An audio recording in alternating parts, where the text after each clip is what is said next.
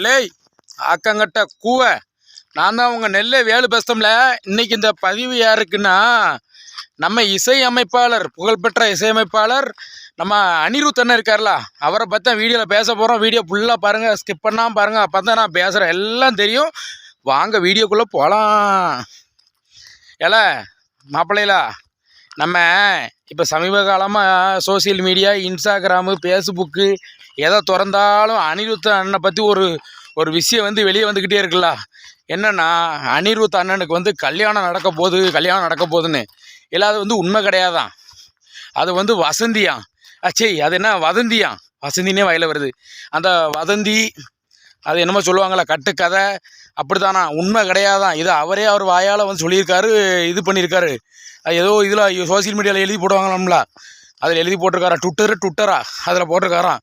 அதே மாதிரி யாருக்கு யார் கல்யாணம், அனிருத் அண்ணனுக்கும் இந்த குஜராத்தா ஹைதராபாத் சன்ரைசர்ஸ்னு இது வச்சுருக்காங்கல்ல, இந்த ஐபிஎல் ஒரு டீமு, காவ்யா மாறன், அந்த அக்காவுக்கும் அந்த அனிருத் அண்ணனுக்கும் கல்யாணம் சொல்லி ஒரே வதந்தியை பரப்பிக்கிட்டு சும்மா காட்டு தீயாக பரப்பிக்கிட்டு இருந்தாங்க.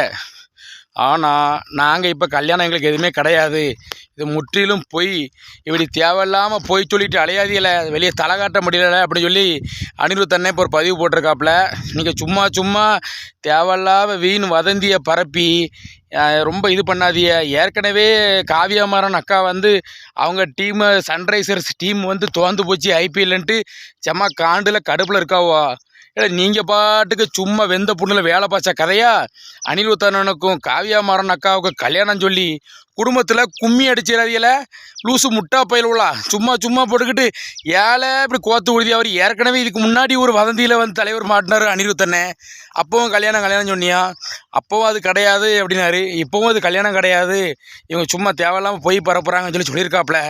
அதனால் தேவையில்லாமல் இந்த வீண் வதந்தியை பரப்புனீங்கன்னா அதுக்கு ஏதோ ஒரு செக்ஷன்லாம் இருக்காமல, கேஸை போட்டு உள்ளே வச்சுருவாங்களாம். முன்னாடியே வெளியே வந்துடலாம், இப்போ வெளியே வர முடியாதான்.